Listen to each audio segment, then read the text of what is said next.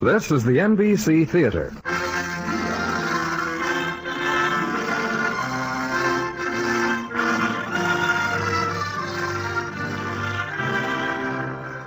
From the NBC Theater in Hollywood, we bring you an hour-length drama as mellow and pleasant as a warm September day. The Treasure of Franchard by Robert Louis Stevenson. Adapted to the medium of radio and to the American scene as well by Brainerd Duffield. Here now, The Treasure of Franchard by Robert Louis Stevenson.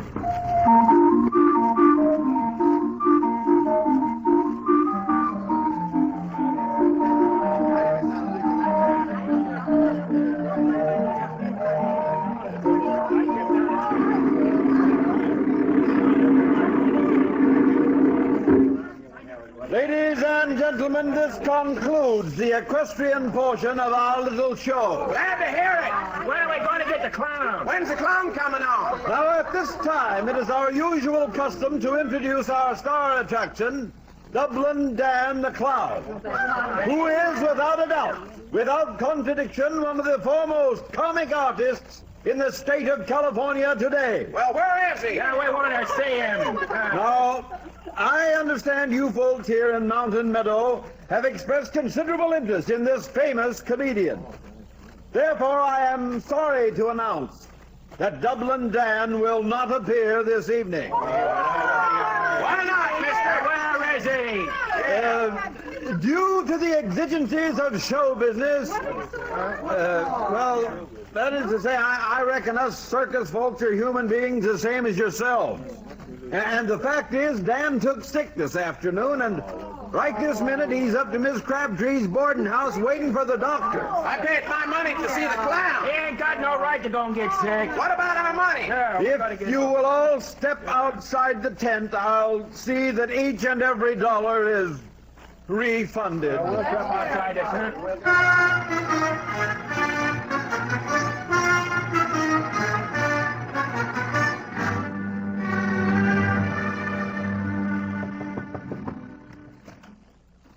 Good evening, Mrs. Crabtree. Well, Doc, you here already?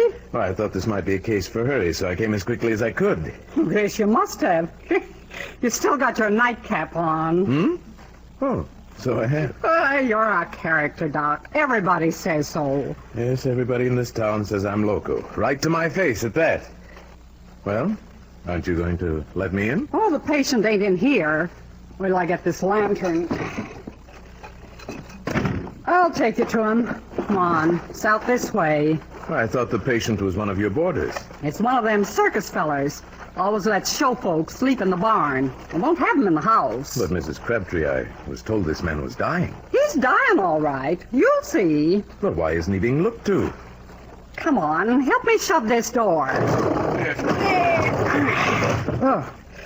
He's up above and the hail off. I say, how come you didn't send for me sooner? Well, I sent first for Doc Smathers, but he'd have gone over to Rabbit Creek to set a feller's leg. Oh, I see. So then I says, how about Doc the Hermit? The hermit? Madam, I'm a married man. Who ever heard of a married hermit? It's 'cause you're so high-toned. You never come to town and associate with folks. Well, I used to be a doctor, and lately I've been devoting myself exclusively to a pharmacopoeia I'm compiling. Some kind of book? It's an historical dictionary of medicine. You don't say.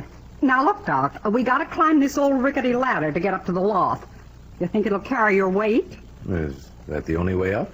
Afraid so. Then I guess it's going to have to do. Medical science calls, and I must obey. After you, madam.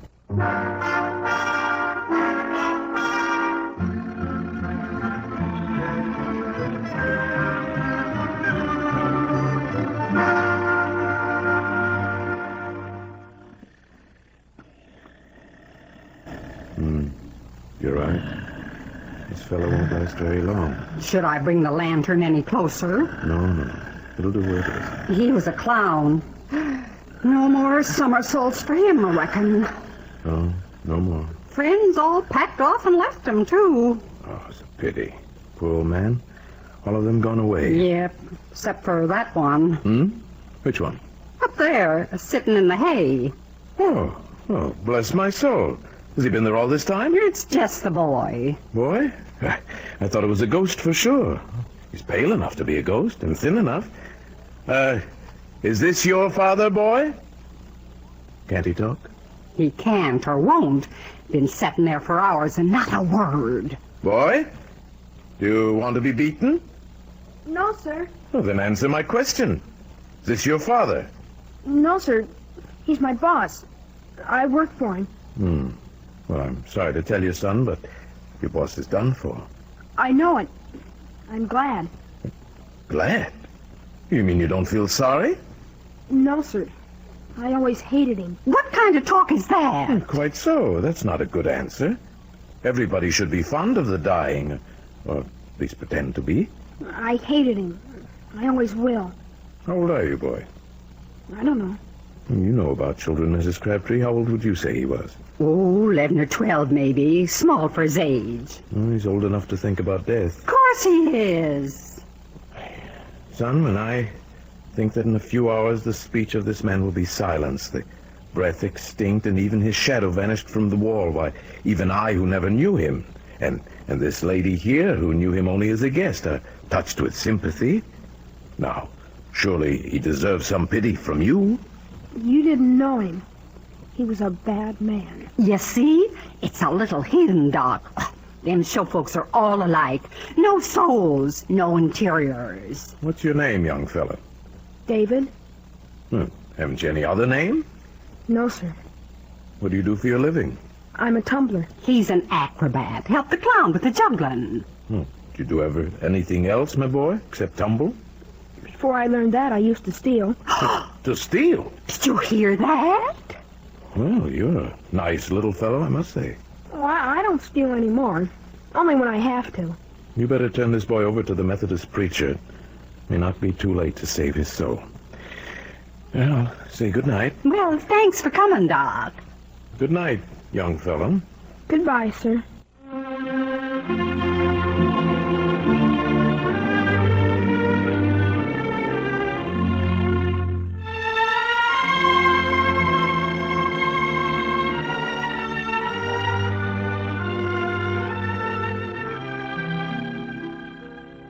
John, wake up. Wake up, John. Oh, what's the matter, Annie? I thought you were an early riser. Well, I am, my dear. I do my best thinking in the morning. Well, you're late today. John, look out that window. Oh, you wish me to admire the sunrise? I want you to look at the... Annie, what's remarkable about that tree? Well, there's a boy sitting in it eating our cherries. No. Yes. Put on your trousers and chase him away. Boy in the tree. Bless my soul, so there is.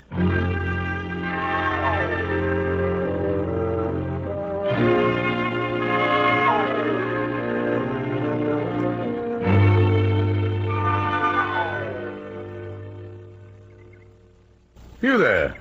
Boy in the tree. You come down. Yes, sir. Let me help you. Put your foot on my shoulder. That's it. Now, jump.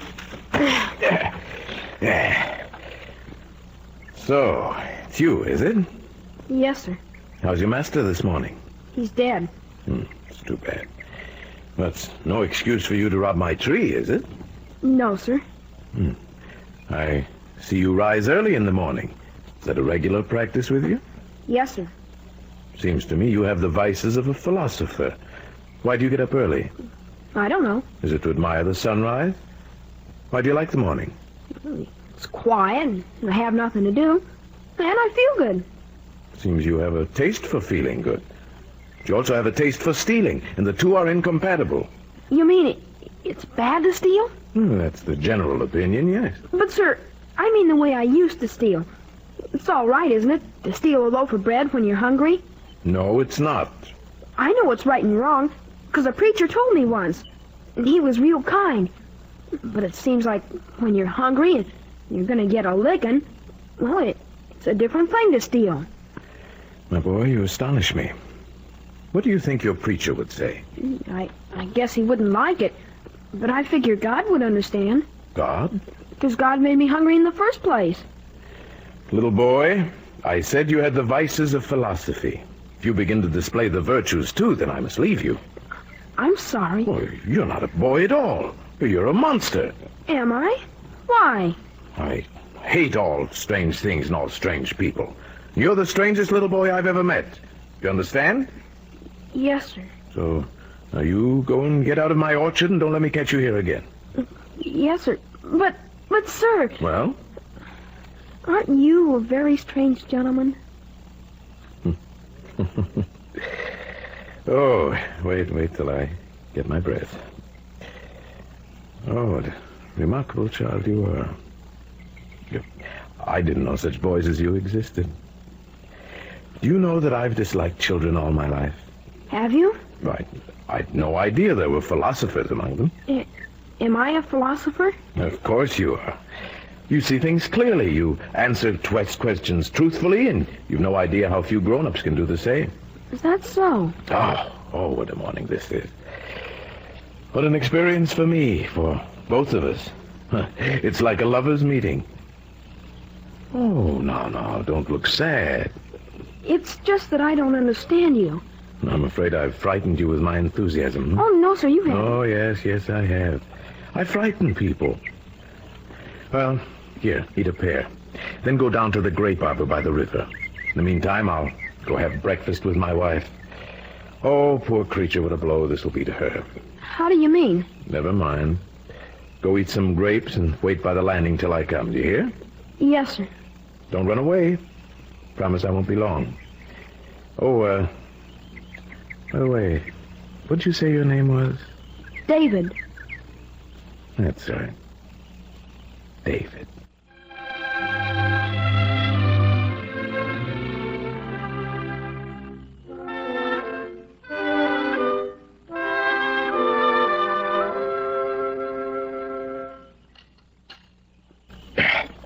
I disciplined that boy severely, very severely.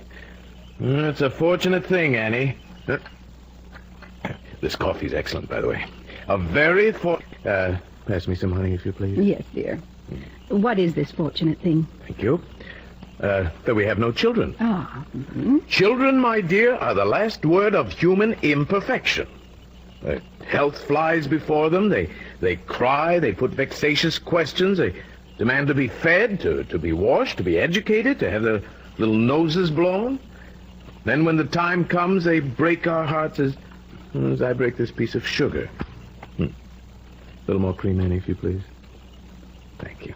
you're quite right, John. We're lucky to have no children. Exactly. Oh, it was certainly wise of me never to become a father. Isn't it just like you? To take credit for something you couldn't help. Well, my dear, we could have adopted one, I suppose. Oh, never. Not with my consent. If the child were my own flesh and blood, I wouldn't say no, but to take another person's indiscretion on my shoulders, oh, no. I've got too much sense. We both had. And I'm all the better pleased because... Because? What? Because I found the right person, and I shall adopt him this morning. John, is this a joke? I never thought to have a son of my own, and last night I found him. John, you don't mean that you... Oh, no. Don't alarm yourself, Annie. There isn't a drop of my blood in him, as far as I know. Oh. It's his mind, my darling. His mind that calls me father. But what about my mind? Oh, he'll disturb you very much, Annie. You'll never understand him, and he'll never understand you. Dear. Oh, you perceive I'm announcing a calamity for you, but it's all settled. Oh, John, how can you? Now, don't give way to tears after a meal, Annie. You'll give yourself indigestion. You know how willing I am to humor you in all your notions, but really, now, John, this is just... Annie, dear, who was it asked me to leave San Francisco? Who made me give up cards and roulette and strong liquor and all that was my life before I knew you? Annie. Annie, have I been faithful? Yes. Have I been obedient? Yes. Have I borne my doom with cheerfulness? Oh, yes, John, but are you sure? You say you only met him last night. He may be the worst of scoundrels.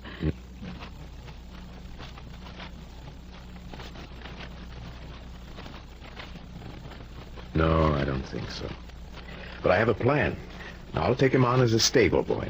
If he steals, if he grumbles, if he disobeys, I'll see I was mistaken. I'll recognize him for no son of mine and send him tramping. Well, you'll never do it when the time comes. I know your soft heart. Oh, never mind. Where's the boy? In the arbor, eating grapes. So want another breakfast, I dare say. I'll bring him to you as soon as I finish this biscuit, huh? Pass me the honey pot, if you please.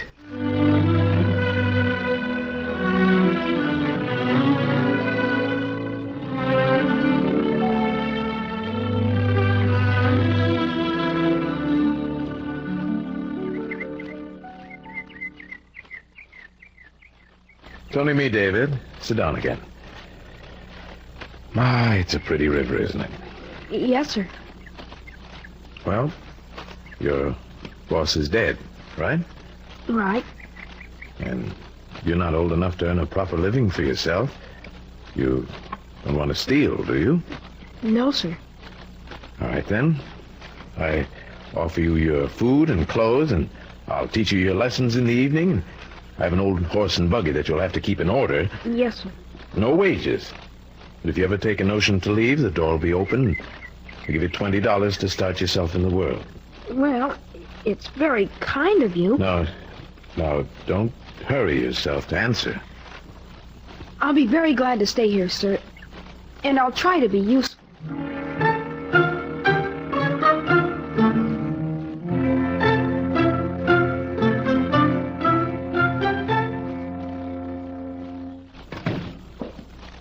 Here he is. This is David. Now, both of you try to like each other for my sake, hmm? Oh, he's very pretty. Will you come kiss me like a nice little fellow? No. Why, you address this young philosopher as if he were an infant. Oh. He must be spoken to with respect. Mustn't be kissed and Georgie-porgied like an ordinary I child. only said it to please you, John, but I'll try to do better from now on. Well, I'm sure you meant well, but I want him to feel at home here, Annie. Don't embarrass him. See what a dignified child he is? I'm sorry. Really, Annie, your conduct is so idiotic sometimes. Yes, John. How do you do, young man? Let us shake hands. Yes, ma'am. Thank you, ma'am. Yes, better. Do try, if it's possible, for a woman to understand these things. Of course it isn't, and I waste my breath. But do try to hold your tongue as much as possible. Follow my example, and you'll do all right. Yes, John. Now, suppose you step outside for a while and let me have a talk with my new son. I don't see why I should. Please, John, do as I say for once. Very well. But no sentiment while I'm gone. No tears, no kissing, none of that. Yes. Now, run along. I'll be right outside. There. He's gone. You're not afraid of me, are you, David? No, ma'am. You mustn't be surprised or frightened by my husband's manners. You know he's the kindest man in the world. But he's so clever, sometimes difficult to understand, but you'll soon grow used to him. Yes, ma'am. And then you'll just love him, because nobody can help that. And as for me, well, you can be sure I'll try to make you happy. I'll not bother you at all. I think we should be good friends, you and I. I'm not clever, but I'm very good-natured. Now, will you give me a kiss? Oh, yes, ma'am. There. My little son.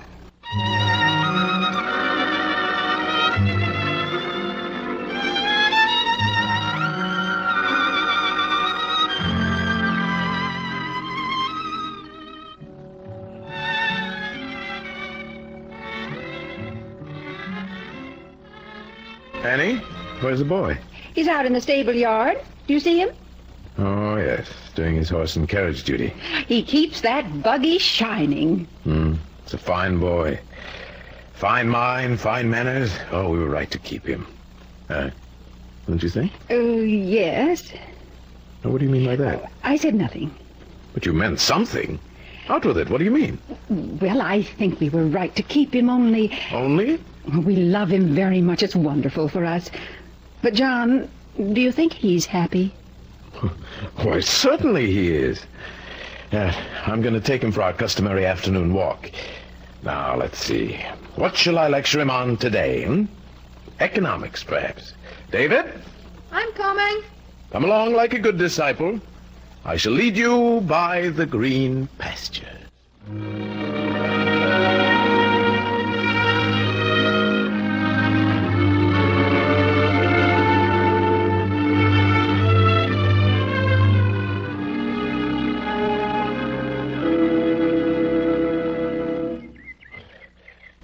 Well, here we are at the top. Let's sit and rest a while, Let's. Oh, what is so rare as a day in June? Look at that river. Blue as heaven. Seen over that way? Silver Plume Falls, the highest cataract this side of Yosemite. I can't see it from here. Must be too far up the canyon. And down there behind the trees, that's the town, Mountain Meadow. It looks so small. Yeah, it's small enough now, but 20 years ago it was thriving. Full of gold hunters, gamblers, dance hall girls. It was? Oh, and desperados shooting up the place. Honest?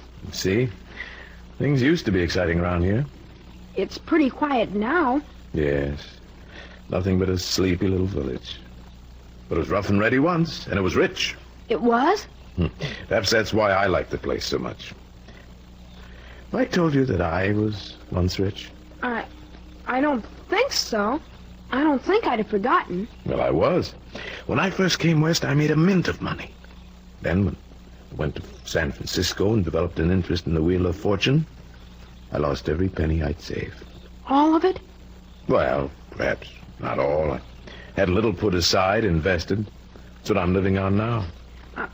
I'm sorry you lost your money. Yeah. Sorry? Oh, why are you sorry? Boy, I prefer my present modest income to my former wealth. I make wine with the grapes in my own vineyard. I have good food, good air, the fields and forests to walk in. Got my house, admirable wife, and a boy I cherish like a son. Now, could I ask for more? No, sir. If I were rich, I'd still be living in San Francisco. Instead of good homemade wine, I'd be drinking whiskey. Very unwholesome stuff, and bad for the innards. Yes, sir. If I went back to that wicked city, I'd ruin myself gambling, or I'd flirt and break poor Annie's heart with countless infidelities. Don't you ever think sometimes you'd like to go back? Just for a visit? Well, now that you mention it, sometimes I do. Sometimes temptation gets the upper hand. I long for a little high-stake poker game in one of those Barbary Coast saloons. I want to go back and wallow in the mire. You do? Yes. So you keep an eye on me, David. On those days, I'm not to be trusted. Watch me, and if you ever see me buy a railroad ticket for San Francisco, don't hesitate.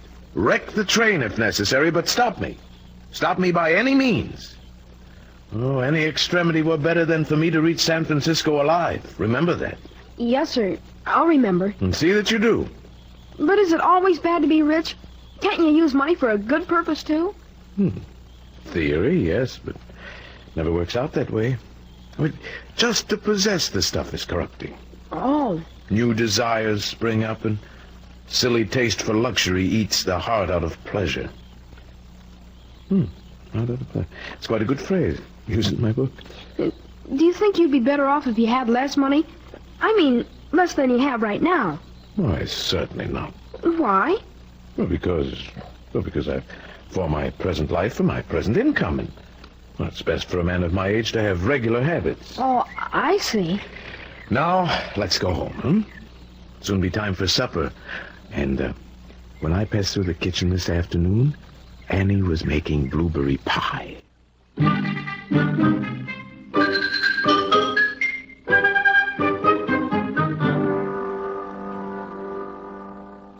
David, what are you thinking about this morning? About Doc. Oh? I was talking to Shorty Brown, the stage driver, and he was saying your brother took away Doc's money, all that was left, and invested it for him. Oh, that's a lie, every word. It was my cousin, Cornelius, that did it. And did he make Doc promise never to come back to San Francisco? Oh, certainly not. I did that. Cornelius is a banker. He sort of keeps an eye on the remainder of our money, and he sends us some when we need it. Do you suppose Doc wants to go back and live in the city? Oh, I don't know. He never said so. Sometimes I get scared blue for fear he might. Why? Well, wouldn't for a man with his habits to come to total ruin. You like it better here, don't you? Oh, yes. I'm comfortably here. It's so safe. I have him all to myself. And now, David, that he's got you to educate, and his pharmacopoeia to work on, maybe he'll always want to stay. Do you know where we're going this afternoon, Doc and me? No, where? Well, I'm going to hitch up the buggy, and we're going to drive up the Sugar Pine Canyon to find leaves and plants for the pharmacopoeia. Oh, well, are you now? What next? Is he nearly finished writing the book? Oh, bless his old heart. He's been working on that thing for years, cutting out bits of paper and pinning weeds to them and making notes. I don't suppose he'll ever finish writing that book. But doesn't he have a grand time?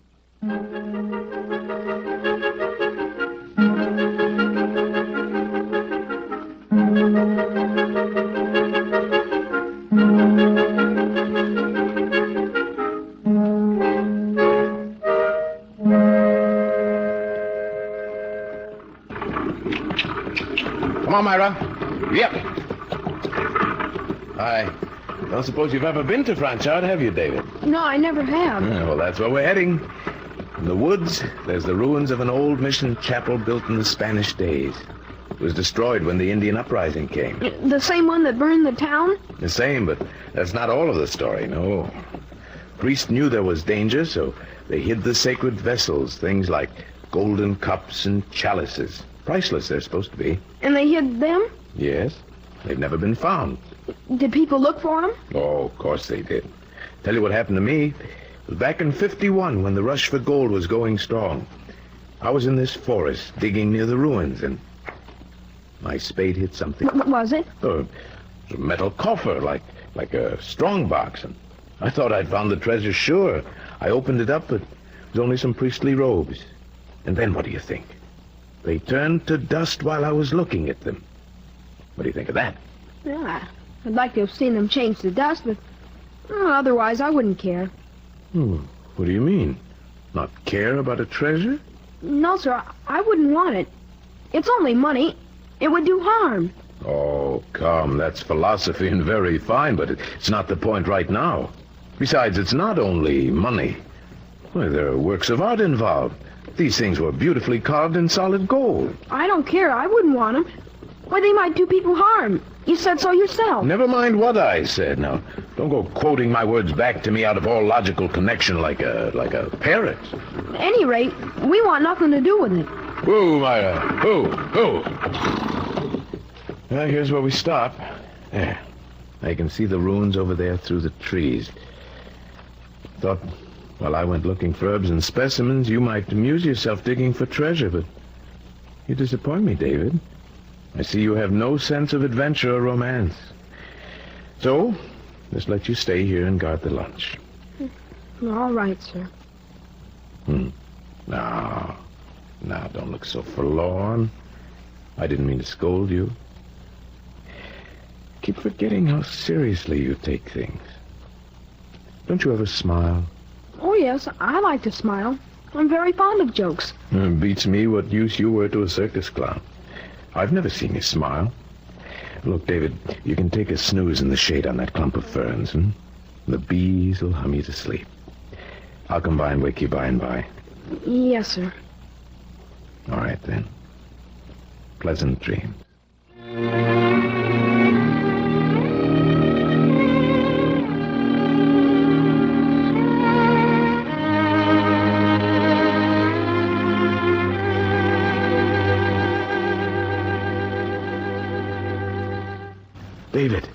David boy, wake up. What is it? What's the matter? Come with me. Your face is white. You're sick. Come quickly, I found it. A specimen? Yes, a specimen. I'll show you where it's planted. Quick now, follow me. Yeah. Yeah, this way. It's just ahead here, in this clearing. Yeah. There now. Here's the plant, and I'll show you one of the roots. What? It's a plate. Nonsense. It's a coach and horses. It's a mansion on Nob Hill. It's your college education. A dirty old platter covered with earth? Look, David, I plucked away a pad of moss from between these boulders and found a crevice. And when I looked inside, what do you think I saw? I don't know. I saw San Francisco. I saw my wife shining with diamonds, and I saw you and your future. But what is it? What is it? It's the treasure of Franchard. And I found it. Shh. Let's be quiet. Here. Now, look what's here. Flagon. Candlesticks. Here, and see this. It's a casket full of gold pieces. Doubloons and guineas and louis d'ors. Look at them. This means you're rich again, I suppose. Rich? Rich as a potentate. Rich beyond dreams. Hey. Oh, this is childish. We're losing precious time. Go bring the buggy close to the road, and be careful no one sees you. But why? We found it. Isn't it ours? It's ours in this sense that it's nobody else's. But the government might have some claim. Or if somebody was to steal it from us, we'd have no claim at all. But, sir... So run for your life. And remember, if you meet anyone, not a whisper. Yes, sir. We'll go home by way of Gold City. There's an office where I can telegraph Cornelius. Annie's cousin? Yes, he's an idiot. Not creative or poetic like you and me, but he does know commerce. He's just the one to help us dispose of these trinkets. But, sir... Run, I say. Are you still here, David? Never mind the lunch that Annie packed. I'll buy you beefsteak when we get to town. Yes, and I might have a taste or two of whiskey. What'd you say, David? Nothing. We're rolling in money. Positively rolling in it. Well, say something, boy. Don't just stand there looking pained. Does my inconsistency shock you? That's it, huh? Well, then, the word for you is fiddle-dee-dee. Farewell, beautiful forest. Though called to other scenes, I shall ne'er forget thee. Farewell to my snoozing, countrified existence. The road is open to success, wealth, honor, renown. Boy, fetch my chariot. The world is mine.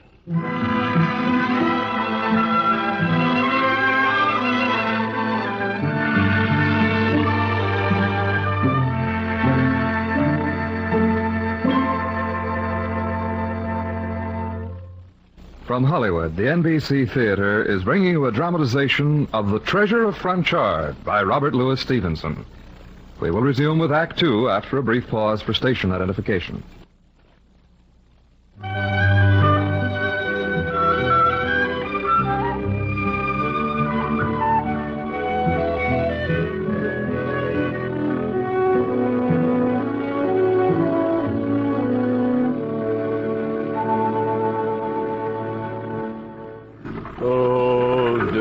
Remember sweet Betsy from Pike?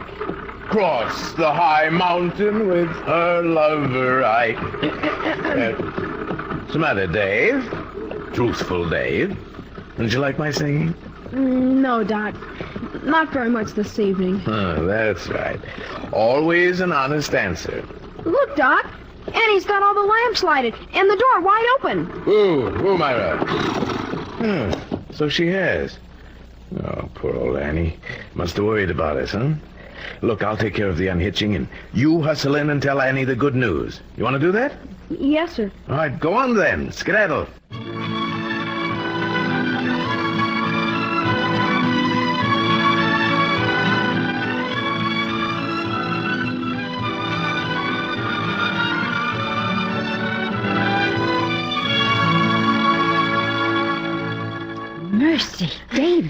Wait till you get your breath. And all he talked about was San Francisco. San Francisco. And he went running in and out of all the stores, leaving me on the buggy seat. Oh, gracious me. Wait till you see the presents he's been buying. What? And every time he bought something new to the buggy, he went back into the saloon. Shh, I hear him coming. Annie! Annie! Oh, Annie, aren't you glad? Darling, we're rich all over again. John, you've been drinking. Oh, of course I have, my beauty, but I found the treasure. And here are the first fruits. Now, what have you there? Piece of silk to make you a dress, and a feather to go on your hat. What? Then it's really true? And a box of cigars for myself, and a fishing rod for Dave. And guess what? Champagne to wash down our supper. I can't believe it. Kiss me, Annie. Oh, John. Goodbye, Mountain Meadow. This grimy episode is over. The butterfly unfolds his painted wings. Oh, John. Tomorrow Cornelius is coming. In a week, we'll be in San Francisco, happy at last. You shall wear jewels as big as hen's eggs. No, sir, please. You mustn't go back. You mustn't.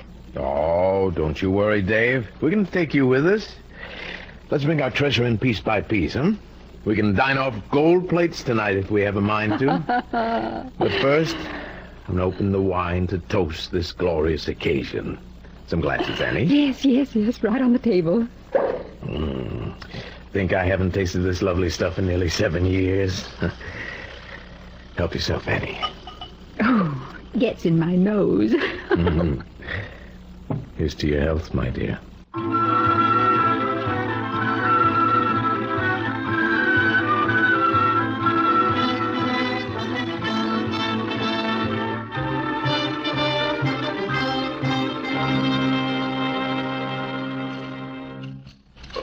Oh, delicious supper, Annie.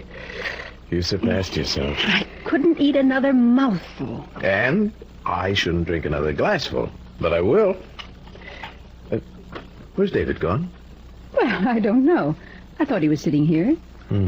While we were piping our dreams, he slipped out the door. Oh, he's disgusted with us, being so greedy. Well, where can he be? Oh, look, I see him. Come here to the window. Where? Sitting on the landing, watching the river go by. Oh, there's a remarkable fellow, Annie. You know, something of the genius in him. At a time like this, most boys would be shouting and running about, making plans to spend the money, but he prefers to drink the night air and look at the moon. He didn't smile. He didn't smile once all evening. Yes, I know. Very mysterious. I wonder what goes on in that mind of his.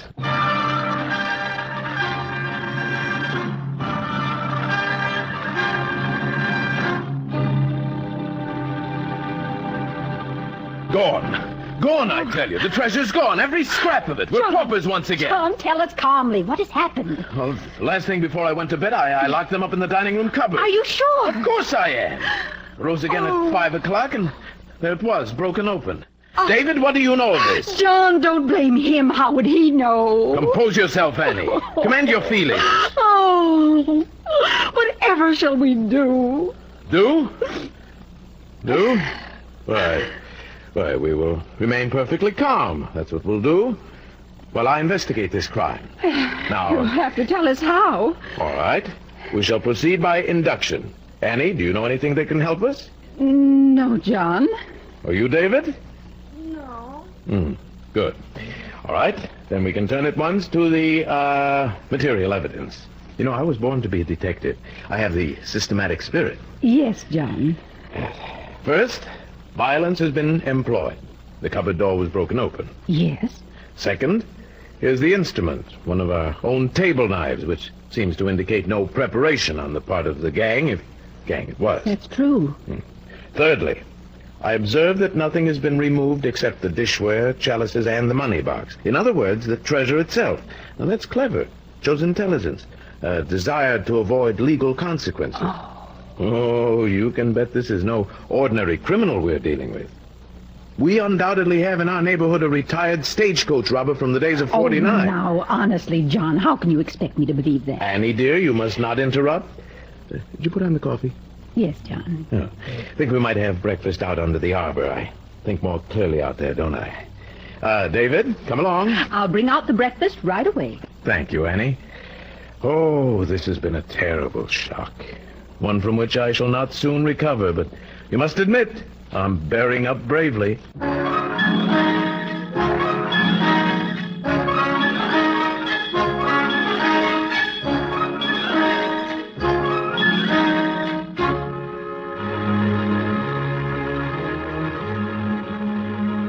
John, dear, here's Cornelius. He's just arrived. Good morning, John. Oh, Cornelius, sit down. Have some coffee. No, thank you. I took the morning train to Badgerville and came the rest of the way by carriage.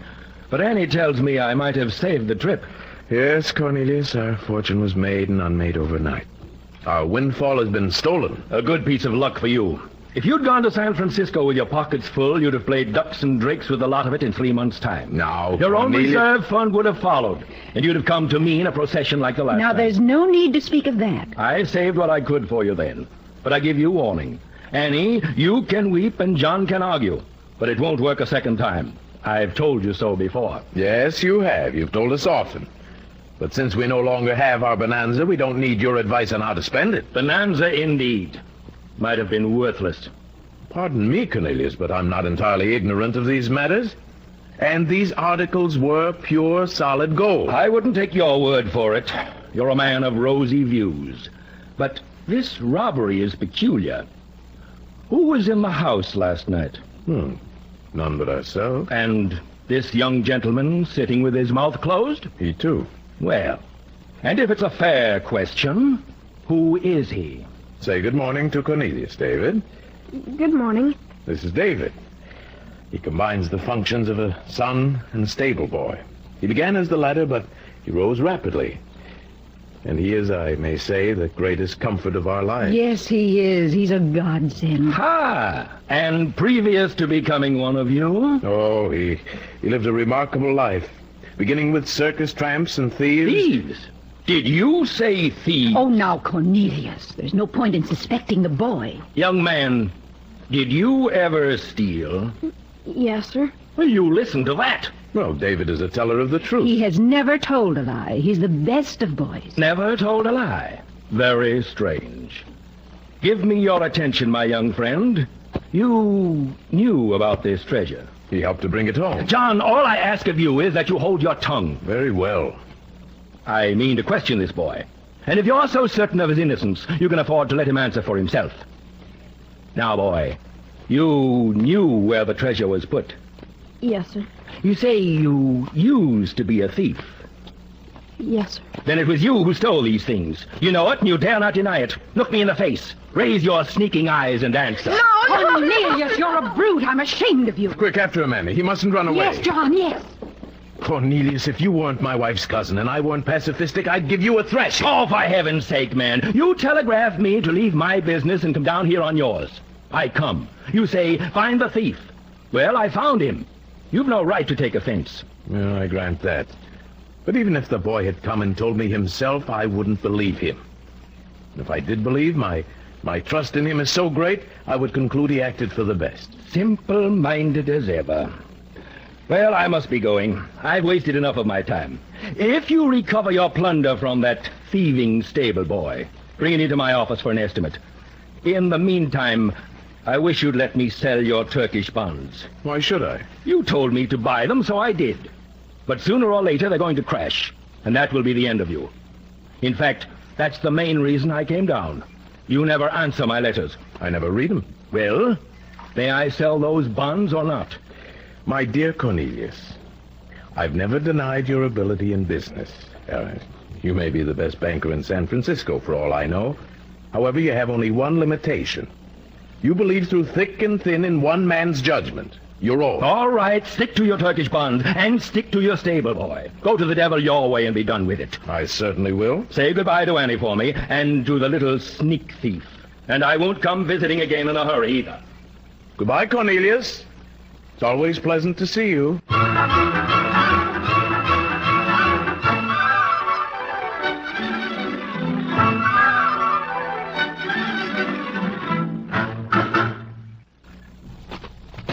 Well, my dear, What does he say?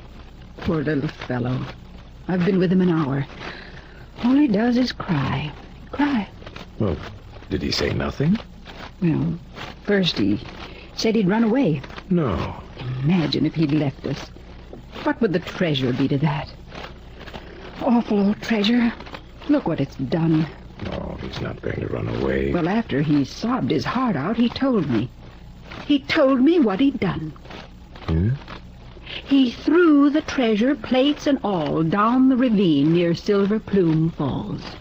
Oh, my heavy heart. Well, that's the end of it. Yes, it's gone. But he's still here. And he'll stay.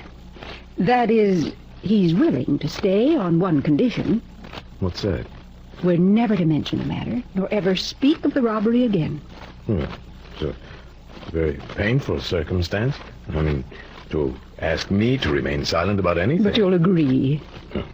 I'll go myself and reassure the boy. As far as I'm concerned, subject is closed. David? David, may I come in? Yes, sir. Oh, now, my boy. What? No need to be down in the dumps. Well, this has been a most amusing episode. We're not a penny the worse off for it. In fact, we're better off. Why, I worshipped the golden calf and I was taught a lesson. See? Our philosophy's been exercised. Moreover, I have my cigars, and Annie has a new dress, and you have your fishing pole. Besides, we drank champagne last night. Ah, the glow of it still tingles my memory. Say, that gives me an idea. Well, we had a party to celebrate finding our fortune. We'll have another tonight to celebrate losing it, Oh, John, that's a fine idea. And you, David, are going to stay right here to help brighten up the homestead, aren't you? Yes, sir, Doc. I'll try. And as for the little burglary that happened last night... John, you promised. Oh, sorry, it slipped out. I was only going to say, Mum's the word, boy. Mum's the word.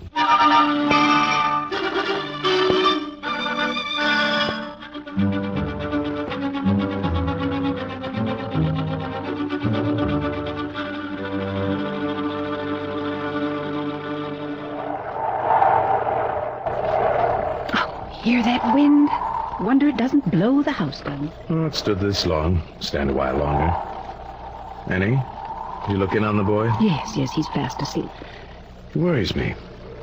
See, Annie, it's still on his conscience. Now, if the boy came to me and made a proper confession and bosomed himself about the little incident, well, we'd have forgotten it long ago. Yes, I suppose you're right. Of course I'm right. Well, preys on him like a disease. You coming to bed soon? Oh, after a while, dear. Want to work a bit on my pharmacopoeia. John, did you open that letter that came this morning? Letter? Yes.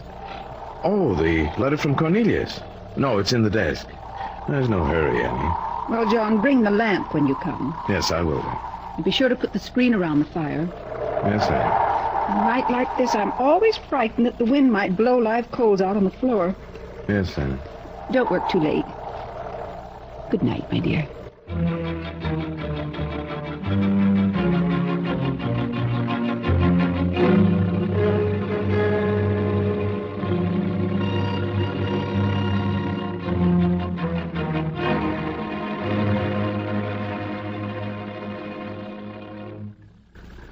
Annie. Annie, wake up. What is it, John? I smell smoke. Listen, do you hear anything? No. I'll open the door.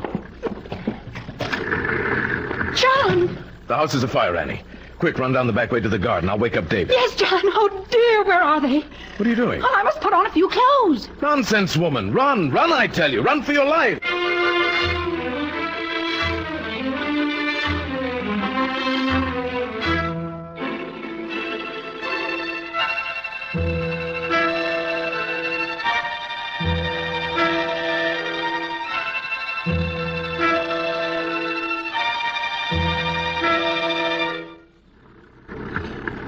Well, there it goes. Our hearth, our home, every last stick of it. Well, David, have you nothing to say? I wish it hadn't happened. So do I. Express my feelings exactly. What's more, my life work, my pharmacopoeia has gone up in flames. Oh, John. There, Annie, I don't blame you for crying this once. It's not the house. Hmm? Oh, you weep because my masterpiece is lost forever. Why, I had no idea your interest in literature went this deep. Oh, no, John, but you wouldn't let me dress. What am I to do? Well, you must do like the rest of us. We'll go to Mrs. Crabtree's boarding house and ask for shelter. But not like this, John. Not in a flannel nightdress. Why not? Well, your modesty is commendable, Annie, but there's no choice, really. We must all three of us go in our nightgowns. Well, I refuse. I refuse to be seen by townspeople in this garment. You look extremely well. Oh, now, John, you're a man. You can't understand my feelings. Well, I couldn't bear the humiliation of appearing in public like this. Very well. There's an old pair of trousers hanging on the line. I thought to wear them myself, but you shall have. Oh, John. Run, David, quick and get them. Yes, sir. I will. There, you see, my dear? It's nothing to worry about. Just follow my example. Well, you notice how calm I am? Even cheerful in the face of disaster. I'll begin drawing up plans for a new house in the morning. Oh, how fortunate you are to have married a philosopher. Oh, John.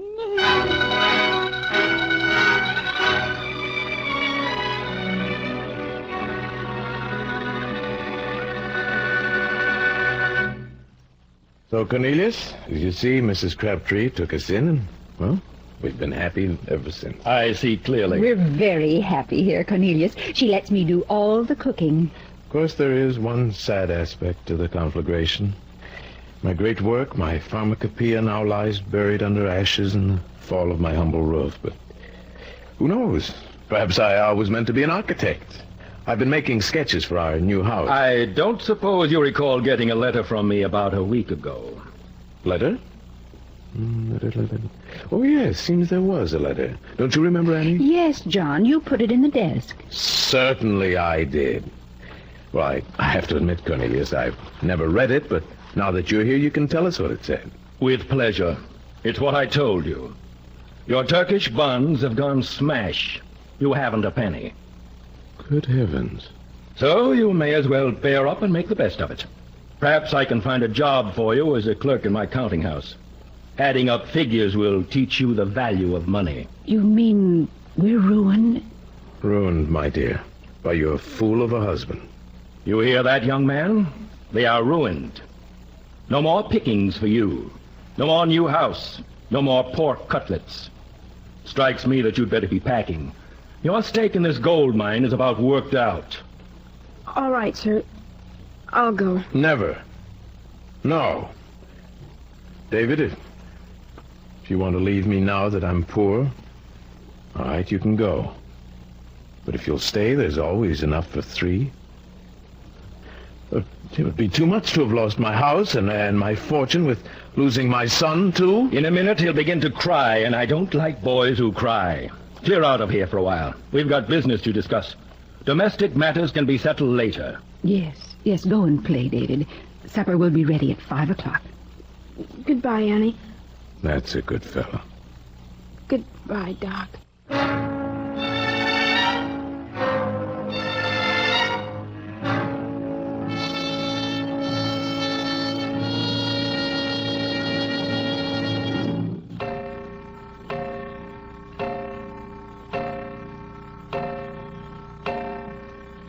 I told you.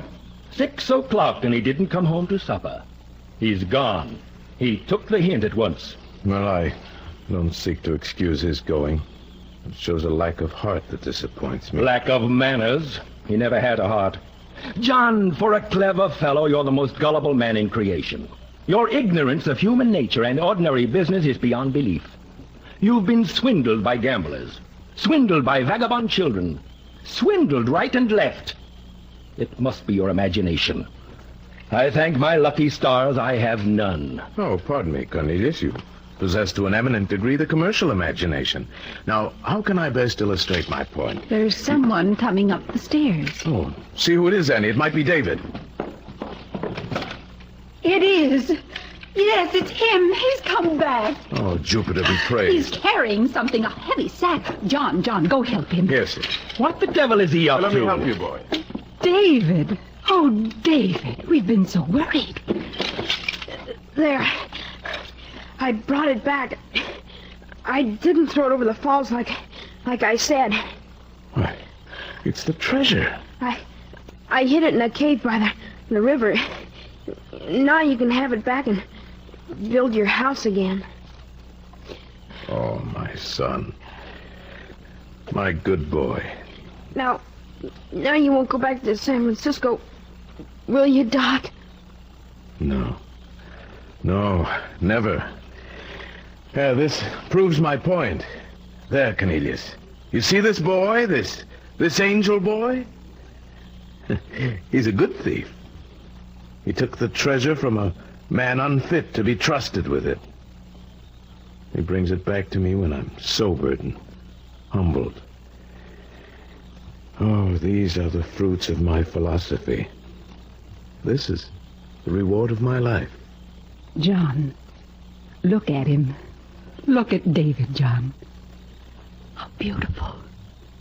He's smiling.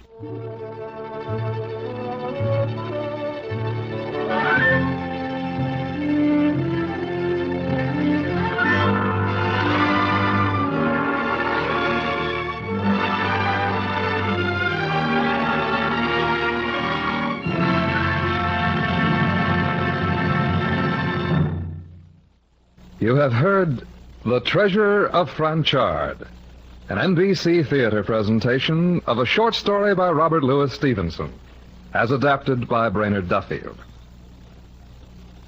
Be with us next week at the NBC Theater for a fine midsummer story, Mark Twain's American classic, Huckleberry Finn. And the following week for an intriguing version of Trent's Last Case, the detective novel that closed the curtain on a fiction era.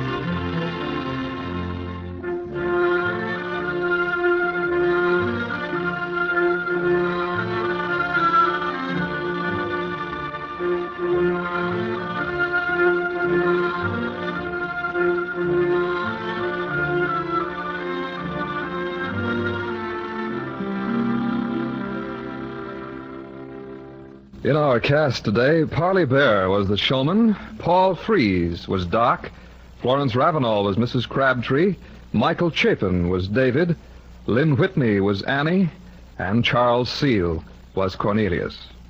Your announcer, Don Stanley. The NBC Theater is produced by Wade Arnold. The director of the NBC Theater is Andrew C. Love.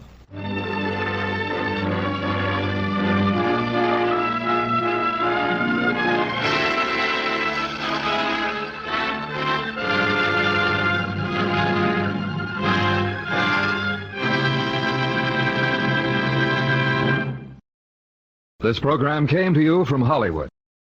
This is NBC, the national broadcasting company.